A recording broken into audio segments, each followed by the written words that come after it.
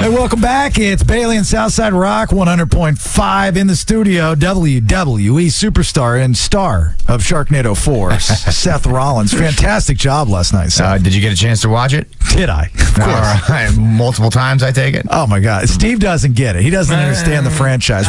We had Anthony C. Ferrante on, he does the media tour every year for this. And I think it's what the world needs, more Sharknado. Well, they've had 4 of them now, and I feel a 5th and a 6th one coming on at some point. So you're going to get tons of Sharknado. How did you get the gig? They just asked me to do it. I just was hanging out one day. I was shooting another movie in New Orleans, a WWE Studios movie, and the company called me, WWE, and they were like, hey, we got a spot for you in Sharknado if you're interested. And I'm like, well, of course I'm interested. Oh, my goodness. What is wrong with you? So did you just read the script right standing there, and you're like, okay, I got my line? The funny part is they sent me options. They emailed me options of what would you like to say, Seth? Yeah, well, what would you like to be? There were multiple scenarios. For example, one of them, which I thought was great, was that I was plowing my fields in Iowa, which is very close to home for me, obviously. Oh, we got an Iowan over across there. Oh, fantastic. Nate is from Iowa. Yeah. Fantastic. So they wanted me to plow my fields and save the world from a cownado. The cownado, yeah. Cownado. That's when they were on the train last night. The cownado coming. See, so there was a cownado. Sure. I didn't get a chance to watch it. I was in Augusta doing, my job, my real job. Your wrestling job. Yeah. And so I didn't get to see it, but I'm glad that made it in there. Sure. I wanted to be the farmer, but they switched me to the astrotech, the astrophysicist who is. Not to give too much away, what were you doing in the film exactly when the sharks came? I super kicked the shark. Yeah, I was protecting Mount Rushmore. Yes, right? Mount Rushmore. Yeah, protecting Mount Rushmore from the lava sharks. I don't want to give it away, but do you make it? I'm here today, aren't I? Okay, that's all good enough for me. Have you been contacted? Good enough for me. Have you been contacted about Sharknado 5? That's the question. Not yet. We're just riding this Sharknado 4 wave right now. So we'll see. Are you ready for the name of the 5th one? I came up with it because Bailey and I were talking with the director, and I think we've landed ourselves a spot in the film. All right, fantastic. Cinco de Nado. And it happens in Mexico. All right. Well, there's a lot of beaches down there, so why not? In May. Well, as we found out, to be in May. As we found out last night, Sharknados don't have to occur over water. That's anymore. True. Yeah, they can be anywhere. They can be anywhere. Something. That was the whole thing. There you go. So Seth Rollins tonight, Monday Night Raw, Phillips Arena. Of course, Raw is back in town. Number 1 draft pick overall. Number 1, baby. The brand split. You a fan of the brand split? Oh, I think it's fantastic. So I'm very much looking forward to it. Healthy competition, and for me, you took John Cena off Raw. He's on SmackDown now. You took Randy Orton off Raw. He's on SmackDown now, and I feel like it's my show. So I'm really excited about the up and coming guys from NXT, and just the competition. I think is going to be awesome. So you have let's just. And I say this as I do a timeline here with all due respect, because I'm a wrestling fan, right? John Cena would be old school, right? Let's just say he's old school. Sure, He's been around for 10 plus years in the company, and I like John, don't get me wrong. You came up the crossover from the Florida Championship in the next program when Steve Kern kind of helped launch that all stuff back in Tampa. Mm-hmm. You and the rest of the guys, right? And then now the next, Steve, just to let you understand this, the next is the next level guys that it will be brought up to the main roster, in which Seth was part of the beginning of all that. First guy to hold all the titles in Ring of Honor, WWE. Next, one of 3 or 4 Well, you guys. ranked number 1 in 2015. I read that. Oh, in the PWI? That's pretty damn impressive. I did well. Thank you. It's good to be number 1, and you won something called a Money in the Bank winner in 2014. I just want to know how much damn money that was. Well, I cashed it in at WrestleMania to become the WWE World Heavyweight Champion, so it actually turned into quite a bit It's of a money. contract, Steve. Yeah. It's not real money. It's not real money. No. See, now, and I'm not putting it down. Hold on Go for a ahead, second. sorry. Metaphorical. So then you have these the next guys like Finn Balor. Yes. Okay. You fit right in the middle. Does that bother you, or is that good for you? You as Seth Rollins, the character, the professional. No, I think it's an interesting position. My generation, or my kind of group of guys who fit in the middle there. For example, myself and Dean Ambrose are 2 of them. Roman Reigns. We kind of sit in this middle space, like you talked about, and we're going to get slightly overlooked when it comes to the transition of the talent influx. You're going to see all this new era talent that we don't really fit into, like you said, because we're kind of in between. But I think that's awesome. I think it gives us like our own type personality, our own sort of chip on our shoulder that, like, at the same time, we want to push these old guys out, these John Cena's, these Brock Lesnar's, these Randy Ortons out and take their spots. And at the same time, we're trying to hold down these young guys who are as hungry or hungrier than we ever have been. And so we got both ends of the spectrum, and it's really awesome to be a part of that. Bailey even said that coming in here, he said, you just, I mean, I knew your face and I knew who you were. By the way, well, thank you. I'll give you a little credit. Good looking dude. You deserve your role in Sharknado 4. And I like the man bun. Right on. From a man, and long hair is not, it hadn't been cool for a long time, but we work it. We're bringing it back. Thank you. We owned it forever. But the one thing I've heard about you is you're probably in the best shape. Like, your regiment to stay in shape is like beyond. So you talk about these young guys coming up, but I mean, obviously you train harder than anybody. I mean, what do you do? That's a fair assessment. I mean, there's a couple guys out there who push themselves pretty hard, and I would be in that group. Surprisingly, John Cena actually is a guy who trains like an animal as well. Okay. Some people wouldn't expect that. John's close to 40 now, but still is in as great of shape as ever, and puts the time in when he has time between doing all the things that John Cena does, hosting the ESPYs and the Teen Choice Awards and whatever he does these days. But yeah, dude, I mean, I'm a CrossFit aficionado, and I actually enjoy fitness. It's a hobby of mine, so I spend a lot of time in the gym, and I really enjoy it. Like, it's what's kind of kept me. I was in Orange Theory yesterday, if you just wanted to know. Look how great a shape he's in. Right on. Yeah, man. I mean, it was a little bit of a belly here, but at 51, enjoying ice cream, and I think you're doing just fine. Thank you. Thank you. I mean, I saw you looking at the arm. See, what people don't realize, if you're a wrestling fan or not, if you're a wrestling fan, you get it. But if you don't understand. It's just like any other job where you have to work to be good at it. Have to. And, Seth, and trust me, last night I was on the phone with about 5 or 6 people that used to hang with you, know you now, or work with you now, and every single one had the same thing to say about you, the hardest working guy in the business. That's something I've always, I don't do it any other way. This is how I operate. I don't know, maybe it was the way I was brought up, my parents, people I surrounded myself with, or whatever, but, my folks never, they didn't do anything crazy. My dad worked at a foundry. My mom, worked at data input. They just woke up, went 9 to 5, did their gig, supported their family, and were always like, hey, the harder you work, the more opportunities you're going to get. So for me, that's just how I did things. Nobody gives it to you. You're not entitled, man. Yeah, no, and that's just how I've always operated. I just felt like the cream rises, and if you work harder than everybody else, you'll get more opportunities, and hopefully it'll work out for you. Have you ever been brought up to the court? Back in the back, from us fans that Wrestler's Court you're talking about. Wrestler's Court. Was that where you do something wrong and you you broke a rule? Usually the Undertaker back in the day when he was always on the road, tell me, Seth, if I'm off here. I don't know. I'm just a fan. Yeah. You've heard stories correctly. Yeah, for the most part. They take it upon themselves to regulate and make sure it all works out. Have you ever been brought up to Wrestler's Court? I have not, no. And it's a bit of an antiquated thing, but yes, back in the day, particularly, there was a pecking order that was established, and someone like the Undertaker or Bradshaw would be, basically judge, jury, and executioner. The case was presented, prosecution, defense, and then the leading veteran in the locker room would make the decision if you were guilty or not, and what your punishment would be. So, is it a crazy punishment? I mean, sometimes it can be a little harsh. Yes, back in the day before social media was a thing, and before we were a publicly traded company. Okay, I get those initiation stuff. Yeah. I mean, it's not initiation. It was legitimate. If guys would step on other guys' toes and it would become a problem, like he said, we would police our own locker room. Like shave off an eyebrow? Well, something crazy like that. Yeah. I mean, it's a fraternity, man. It's a brotherhood. I'm with these guys more than I'm with my family. We on the road 300 days a year, so we got to checks and balances. We got to take care of ourselves. So that was just a fun way of doing it. Were you there when your ex-Shield member partner Roman Reigns, Georgia Tech, former Georgia Tech guy, great dude, love Roman Reigns, but he, there was some situation with the substance thing, and for whatever it was, but he was brought up the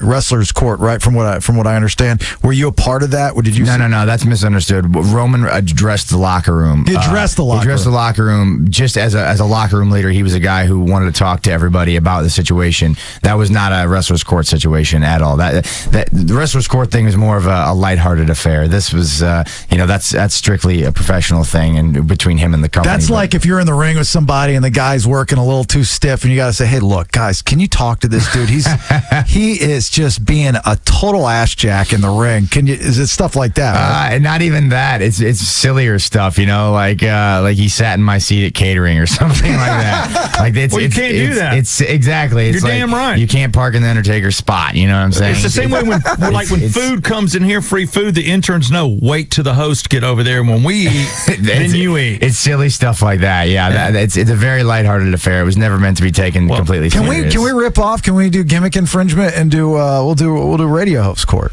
Sure. So one of these guys get out of line. I think we should. I mean, because it happens. And we'll do it live on the air. These guys keep it under wraps. Yeah, no, you should police your own. I think it's important to do that. That's the best thing. Don't go to the boss. Handle it yourself. Exactly. Yeah. Don't be a little tattletale. Handle the business yourself, like men and women, grown-ups, and get the job done. When you address the locker room, are you nude when you do that?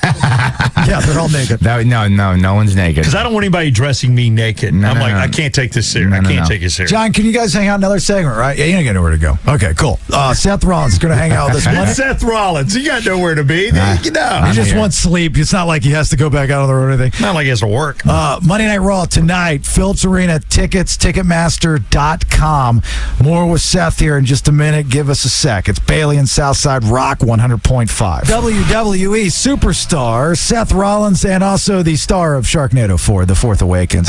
I got to say that just because I'm such a big Sharknado fan. I like the introduction that way. That's that makes me happy. I saw on our books today, I'm like, oh, wow, we got the star of Sharknado 4 coming in. And a wrestler. And I'm like, oh, and you wrestle too. Way to go, Seth. This is what my career has become. Yeah, this is where I'm at. You've got me and Tara Reid. Oh, did you get a spot with her? Were you on film with her at all? No, I was not. No, I met her. She was there while I was shooting. She has to want you. I mean, hell if I know. It was 9:30 in the morning. Dude, we both look like crap. We didn't get that far. Yeah, but your crap looks better than hers. This is true. I will. I mean, we got to look at. She's just not what she used to be, but it's still a notch on the side. I get this feeling, Seth, that you're not taking pride in your Sharknado. Like, this is a big. I know that you've done big things, and you're one of the biggest wrestlers in the world with the WWE. But Sharknado 4 is a movie where you're not supposed to take it seriously. That's why it's got such a huge fan base. You should take pride in that character. I take a lot of pride in astrophysicist Lopez. I take a lot of pride in that. It was a great time. I also got to meet just newly retired Chicago Bears cornerback Charles Tillman. Was he in the movie? Who was there? I believe he was. Yes, he was there as well. How'd that go? Awesome. Because I'm a huge Bears fan, and Peanut is the man, so I was stoked to meet him. Did you see that psych up video that he did for the kids online the other day? No. Oh, dude, that was like intense. He's got these kids around him, and he's giving one of those old school football talks. Yeah. And, at 41 years of age, played football back in the day. I'm like, I think I got one more play in me. He got you ready to go. That's awesome. I think I got one more play in me. Let's do this. Yeah, that's awesome, man. He's a cool dude. All right, so Monday Night Raw tonight, Phillips Arena. So it's the Raw brand now that both brands have been split up. You have SmackDown Live on Tuesday nights. So the Raw brand consists of you, Seth Rollins, Brock Lesnar. Brandy, can you give me a Brock Lesnar like I told you to? Brock Lesnar. Well, that's Lesnar. Good. Sound like he's in Vikings or something like that. Lesnar. Lesnar Lothbrok. You've got Georgia boy AJ Styles, right? He's on the Raw brand? AJ's on the SmackDown brand, but he will be there tonight. Yes. Define for me what happened that you split. Is this like the old WWE split from... Okay, so it's what just splitting amongst the WWE. Seth, you can explain. Yeah, so we did a draft where we split amongst the WWE guys. So the WWE split half the roster to Raw, half the boys and girls to SmackDown, and soon that will be very exclusive, as in there will be no crossover talent. But while we're still transitioning into that period, you're going to get some crossover stuff. John Cena will be there tonight, who's a SmackDown guy. AJ Styles, like you said, Gainesville, Georgia, hometown, he will be there tonight as well. So you get a little bit of a crossover. Is Raw the better one to be on? Well, I'm on Raw, so of course 100%. It is. Sorry. 100%. It's always the main brand. You know, that's the one I know. That's SmackDown. I've heard, but Raw I know. It's going to be an interesting because SmackDown's live now on Tuesdays. That's the big kicker. We went live on Tuesdays. We used to be taped on Thursdays. Now live on Tuesdays, and they've moved a lot of the talent. Like I said, Cena, Orton, AJ, Dean Ambrose, the WWE champion, all on SmackDown. So now Raw.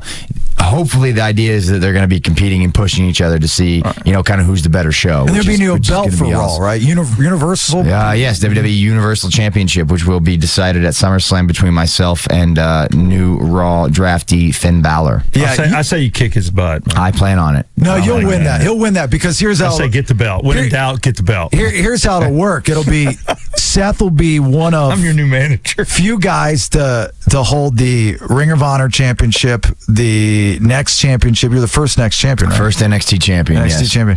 WWE championship. So I mean, you'll be like making history when you win that. And, and Finn Balor's awesome, but he's just not long enough. So Finn is awesome. Yeah, it's going to be. This is the first time. SummerSlam will be the first time Finn and I have ever wrestled. He's world traveled as well. He made most of his name in Japan, New Japan Pro Wrestling. He's been in NXT for a while. He was had the NXT title for a long time, but made his Raw debut last week, winning a 4-way and then beating Roman Reigns in the main event to earn a spot against me at SummerSlam. So it should be pretty awesome. Brooklyn's going to be really hot for SummerSlam. What is your music? I haven't heard it. You haven't heard my music? No, I need to. Brandon, find his music. If you could find his music, because the music tells me a lot about a fighter. I mean, if I hear the song, I'm like, all right, he's a badass. Who does or it? I'm like, he sucks. We have a company that works with us that does our entrance themes. Yeah, so it's not Jimmy Hart. No, no, it is not Jimmy Hart. Seth is a sexy boy. No, you're like, don't play that. That's not the case. You know he gets residuals every time that plays, and he gets excited. Hey, baby, I just got 5 cents. Baby, I just got 5 cents for that. See that Shawn Michaels came out? Oh, that's a pretty good Jimmy Hart. Is it the same one from 2014? Yeah, he's had the same music. 2014. Yeah, maybe. Right. Yeah, this maybe. This is what the internet says. We'll find out. Intro music. I got to hear it. Oh, yeah, that's it. Yeah. I cranked this up. I gotta feel some Seth Rollins.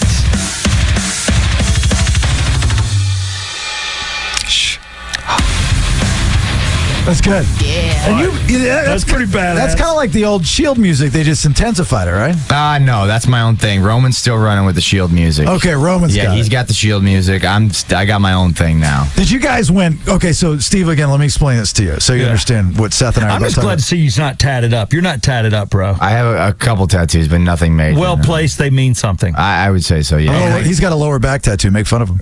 Do you have a No, tramp I do not stamp? have a tramp stamp. 'Cause if you do, that's awesome. No, zero chance of that. No, I got one. You got to have one. It just has to mean something. You just can't do all this crazy crap. So when Seth came into the WWE as the Shield, they were like one of the best factions that ever existed. that was with Roman Reigns and Dean Ambrose. And they would come through the crowd.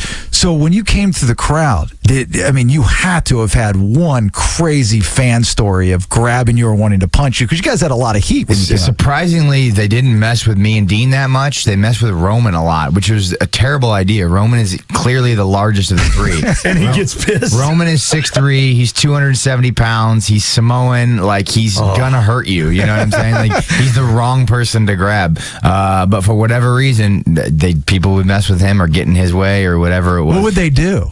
People just grab him, or like a lot of times people would try to jump in the way and like take selfies or something like that. And then, we can't stop. So we're just kind of walking and you just trample over them, or they are drunk. So they're like trying to get the perfect picture and they just fall over. Well, we had security with us as well. So a lot of times they would jump out prematurely and then somebody would just snatch them and take them. They'd be done for. So. But if they get in your way, you're to walk over them. I mean, yeah, we'll try to walk around them, but I'm not gonna, they're gonna get a shoulder most likely. Just get the hell out of the way. Have you ever wrestled, before WWE and you go back to maybe like a 50 people in a convention hall or something like that, and where there's no cameras, no cell phones? I mean, you're a young guy, so you're still part of the camera cell phone generation. Yep. These guys, like back in the old ECW days when nobody was taping, there's stories that circulate what would happen in those crowds. Oh, you pop out with your Polaroid. You're in. You got to take a quick picture. Some of the things that were said. Yeah. Well, the thing. Yeah, I mean, that was the thing back in the day. Obviously, we got to be a little more cautious about it now because, like you said, everything is on film, literally everything. So, but and it's different on an entrance. Now we're walking through, we're in their area, right? Their territory when we're coming down the stairs in their space, or if we fight into the crowd or whatever. You got to understand there's going to be a little bit of interaction just because we're going into their world. What happens that becomes a problem is when they jump the rail and they come into our world, and they jump in and try to get into the ring or make something of themselves. And back in the day, they would get it the hard way. Dude, you have the green light now too, right? By law? No, not necessarily. If they got a yellow light, yellow light-ish. If they come in and appear to be reckless or endangering themselves or somebody else, then yes, we can apprehend them, I suppose you would say. But like, for example, sometime last year, I'm doing my entrance live on Raw. It's live on television. I'm doing my entrance, just walking down to the ring, trying to look awesome. And all of a sudden, in my periph, I see this dude jump the back rail, hop up on the stage with me, and he looks high out of his mind. I don't know what's going on with this guy. And he just does my entrance with me. He's just walking right next to me like, oh yeah, I'm going to be Seth Rollins' tag team partner. Boom, and it happened for way too long. Like, no one saw him, and he was just standing there next to me, walking down the ramp like he was part of the deal.